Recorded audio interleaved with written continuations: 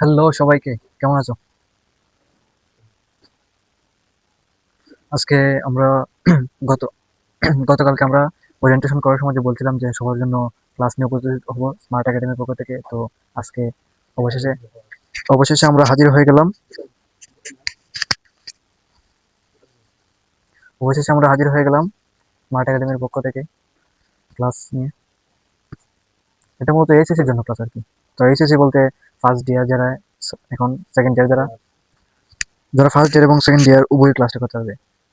যারা আমাদের সমবয়সী বর্তমানে রানিং স্টুডেন্ট তারা তো আমার ফ্রেন্ড, আর যারা বড় মানে আমার সিনিয়র, যারা আমার সিনিয়র তারাও ক্লাসটা করতে হবে। আজকের ক্লাসটি হলো সংখ্যা পদ্ধতি মানে আইসিটি বইয়ের তৃতীয় অধ্যায়, তার chapter number system and digital device. তো এইটি মূলত সেকেন্ড ইয়ারও আছে, ফার্স্ট ইয়ার আছে। আইসিটি বইটা মূলত ফার্স্ট ইয়ারও থাকে, সেকেন্ড ইয়ারও থাকে। তো এইটা সবাই করতে পারে, যারা বর্তমান রানিং স্টুডেন্ট তারাও করতে পারে, আর যারা সেকেন্ড ইয়ারে উঠে গেছে মানে পরীক্ষার্থী 2024 সালে তারাও করতে পারবে। বড় ভাইয়েরাও করতে পারবে, জুনিয়ররা সিনিয়ররা সবাই করতে পারবে। তো আজকে আমরা শুরু করছি আইসিটি তার chapter number system and digital device. তো আজকে দেখা শিখবো আমরা সংখ্যা আবিষ্কারের ইতিহাস। ফার্স্টে আমরা শিখবো সংখ্যা আবিষ্কারের ইতিহাস এবং সংখ্যা পদ্ধতি এবং সংখ্যা পদ্ধতির রূপান্তর। এটা পর্ব 1। পর্ব 2 তোমরা হয়তো আগামীকাল বা এর পরের দিন পেয়ে যাবা। তার চ্যাপ্টারটাকে, এটা তো এই আইসিটি বইয়ের সবচেয়ে বড় একটা চ্যাপ্টার। তো এটাকে আমরা মেবি 15 থেকে 16টা পর্বে ভাগ করবো। এটাতে অনেক ম্যাথমেটিক্যাল একটু, এটাতে মানে তার চ্যাপ্টারটা এমন একটা অধ্যায়, এখানে একটু ম্যাথমেটিক্যাল জিনিস আছে, তারপর থিওরি জিনিসও আছে। তো এখন এই চ্যাপ্টারটা একটু বেশি মনোযোগ দেওয়া লাগে এবং পরীক্ষায় এটা থেকে অনেক নাম্বার তোলা যায়। নাম্বার তোলা সহ একই সাথে এই সিকিউ বলো এমসিকিউ বলো সবগুলো বেশি থাকে। সিকিউ মেবি 2টা থাকবে, এটা শিওর। আর এমসিকিউ অনেকগুলো থাকবে। তো আইসিটি চ্যাপ্টারটা অনেকের মনে হতে পারে বোরিং, কিন্তু না। আসলে এটা প্রথমে দেখলে মনে হতে বোরিং বা পারবো না বাবা, কিরকম একটা জানি লাগে। তো প্রথমে আস্তে আস্তে শুরু করলেই বোঝা যাবে যে না, এটা তো পুরো পানি পানি, একবারে পানি পানি। বুঝলে পানি পানি, না বুঝলে একবারে কট। এখন আর কত না বাড়িয়ে চলে যাই আমরা মেইন টপিকে। আজকে এই বললাম যে আজকে আমরা শিখবো হচ্ছে সংখ্যা আবিষ্কার ইতিহাস এবং সংখ্যা পদ্ধতি এবং সংখ্যা পদ্ধতির রূপান্তর আর কি। তো লেটস গো। আর সবাইকে বলে রাখছি যে স্মার্ট একাডেমি যারা যারা এখনো সাবস্ক্রাইব করে না তারা সাবস্ক্রাইব করে ফেলবা, এবং তোমাদের যারা ফ্রেন্ড আছে বন্ধু বান্ধব আছে তাদেরকে শেয়ার করে দিবা, যাতে যাতে আমরা আরো উৎসাহী হই তোমাদের জন্য, তোমাদের নিয়ে কাজ করতে। আর স্মার্ট একাডেমির ইউটিউব চ্যানেলটা সাবস্ক্রাইব করে এবং সাথে থাকা বেল আইকনটি বাজিয়ে রাখার সুবিধা কি, মনে করো আমরা যখন একটা ভিডিও করে তোমাদের জন্য আপলোড করলাম, তো তোমার সাথে সাথেই নোটিফিকেশন পেয়ে যাবে, মেসেজ পেয়ে যাবে যে স্মার্ট একাডেমিতে ক্লাস চলতেছে, তো তোমরা সবাই ক্লাস করতে আসতে পারবে। তো আর কথা না বাড়িয়ে চলে যাচ্ছি আমরা।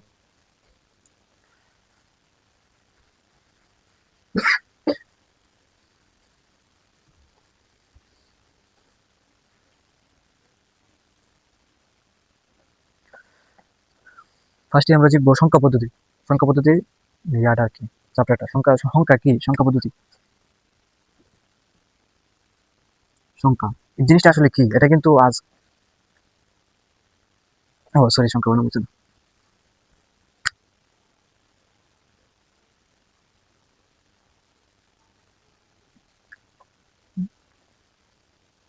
সংখ্যা সংখ্যা জিনিসটা আসলে কি, এটা কিন্তু আজকালকের এই সংখ্যা জিনিসটা হয় না। জিনিসটা অনেক অনেক আগে, প্রায় 3400 সালে, মানে 3400 সাল যখন চলে, 3400 খ্রিস্টাব্দ যখন চলে, তখন থেকেই এই সংখ্যার আবিষ্কার। সংখ্যার মানে বলতে কি বলে, সংখ্যার যে পদ্ধতি, ওই পদ্ধতি মানে সংখ্যা জিনিসটা, যে কোনো কিছু গণতে গেলে সংখ্যা লাগে। তো ওই 3400 খ্রিস্টাব্দ থেকেই সংখ্যার এই কিছু কিছু প্রচলন শুরু হয়। তো এই সংখ্যার অনেক পর্যায় পেরিয়ে আজকে ডিজিটাল যুগে, বর্তমান যুগে সংখ্যার অনেক ধরনের রূপান্তর আছে এবং অনেক ধরনের এই কি বলে সিস্টেম আছে। তবে অনেকগুলো সিস্টেম আছে, তার তার সবচেয়ে সিস্টেম আছে আমাদের বাস্তবিক জীবনে যে সংখ্যাটা হয় এটাকে ডিজিটাল বা ডেসিমাল সংখ্যা পদ্ধতি বলে, বা দশমিক সংখ্যা পদ্ধতি বলে। কিন্তু আমাদের কম্পিউটার বা ডিজিটাল ডিভাইসগুলো আছে, ডিভাইসগুলো কিন্তু আবার দশমিক সংখ্যা বোঝে না, ডিভাইসগুলোকে আলাদা একটা সংখ্যা বুঝতে হয়। এই সংখ্যাটা হলো, এটাকে বলে বাইনারি। বাইনারি এবং আমাদের যে ভাষা মানে আমরা যে প্রচলন, যে ভাষা প্রচলন ঘটে এটাকে বলে ডেসিমাল।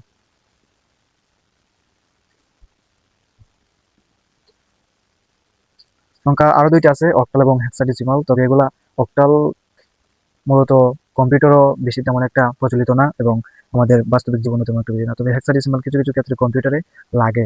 তবে সব ক্ষেত্রে লাগে না, কিছু কিছু ক্ষেত্রে কম্পিউটারের ব্যবহার করা যায় হেক্সাডেসিমাল। তো আমরা ফার্স্টেই শিখবো সংখ্যা পদ্ধতির আবিষ্কার, সংখ্যা পদ্ধতি কিভাবে এসেছে আজকের এই যুগে, সংখ্যা জিনিসটা কেমনে আসছে। তো সংখ্যা পদ্ধতি জিনিসটা মূলত কি বলে, গ্রিক সভ্যতায় প্রথম এই সংখ্যা জিনিসটা কি ইয়া করা হয়, যে চিহ্নিত করা হয় সংখ্যা, যে এটা কিছু আমরা গণতে গেলেই একটা কিছু লাগে, সংখ্যা লাগে।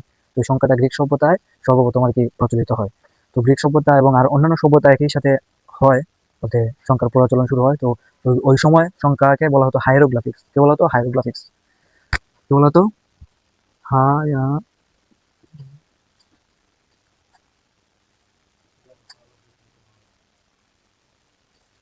হাইরোগ্রাফিক্স। ওই সময়কার সময় আর কি, ওই সময়কার সময়ে সংখ্যাকে হাইরোগ্রাফিক্স বলা হতো। তো আমরা জানবো অনেকগুলো সভ্যতা আর কি এই সংখ্যার প্রচলন করা, যেমন গ্রিক সভ্যতা, গ্রিক সভ্যতা, আর হচ্ছে মিশরীয় সভ্যতা,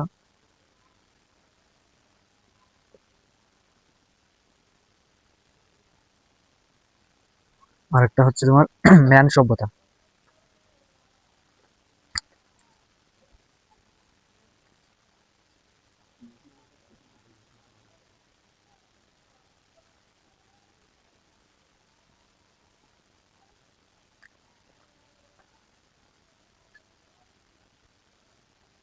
ঠিক আছে? তো এই তিনটে, আরেকটা আছে কি যেন, এই কি যেন, এই মুহূর্তে আমার মনে পড়তেছে না, এই কয়েকটা বড়, এই আরেকটা আছে রোমান সভ্যতা, সরি, রোমান সভ্যতা। তবে বর্তমান যুগে বর্তমান সময়ে গ্রিক সভ্যতার সংখ্যাগুলো ব্যবহার করা হয় না, মিশরের সভ্যতার সংখ্যাগুলো ব্যবহার করা হয় না, ম্যান সভ্যতার সংখ্যাগুলো ব্যবহার করা হয়। তবে কিছু কিছু ক্ষেত্রে রোমান সভ্যতার রোমান সভ্যতার যে সংখ্যাগুলো আবিষ্কার করছে এগুলা বর্তমানে প্রচলন আছে, তবে কম আর কি, কম। রোমান সভ্যতার সংখ্যাগুলো কিরকম, যেমন আমরা রোমান সংখ্যা এভাবে লিখি, 1, এটা হচ্ছে 2, এটা হচ্ছে 3, আর এটা হচ্ছে 4, এভাবে লিখি না আমরা। এটা হচ্ছে রোমান সভ্যতার সংখ্যা আর কি। রোমান সভ্যতার মানুষগণ, রোমান সভ্যতার দার্শনিকগণ এই রোমান সংখ্যার পদ্ধতি চালু করে গিয়েছিলেন। তো আজকে এই হলো সংখ্যা পদ্ধতির আবিষ্কারের ইতিহাস। তোমরা হয়তো মেইন বই পড়ে বা বোর্ড বই পড়ে মানে আরো অনেক কিছু বিস্তারিত জানতে হবে। তো এটা আমি সংক্ষিপ্ত করে বললাম আর কি, তোমরা আরেকটু বিস্তারিত মেইন বই পড়ে, এটা বোঝানি তেমন একটা কিছু না, তবে একটু তোমরা নিজেরাই পড়লেই বুঝতে পারবে। আরেকটা বুঝবা যে অনেক আগে এই সভ্যতাগুলা কিভাবে গণনা করতো। অনেক সভ্যতায় দড়ির মধ্যে, যে দড়ি থাকে, দড়ির মধ্যে গিট বেঁধে সংখ্যা নির্ণয় করতো। আর এটা হচ্ছে মাটির মধ্যে বা পাথরের মধ্যে এরকম এরকম দাগ দিয়ে, এটা 1, এটা বোঝাতো 10, এরকম এরকম আর কি বোঝাতো আর কি। আরেকটা হচ্ছে নুড়ি পাথর, পাথর আর কি, পাথরটার নাম নুড়ি পাথর। নুড়ি পাথর গুলা গুনে গুনে নুড়ি পাথর গুলা গুনে গুনে সংখ্যা তৈরি করতো আর কি। তো আশা করি তোমরা সংখ্যা পদ্ধতির যে অধ্যায়টা, এই অধ্যায়টা মেন বই পড়লে তোমরা সংখ্যার আবিষ্কার সম্পর্কে আরো বিস্তারিত জানতে পারবে। এটাকে থিওরিক্যাল জিনিসপত্র প্রায় সময় তেমন বেশি একটু গুরুত্ব না, তো পড়লে একটু ভালো হয়।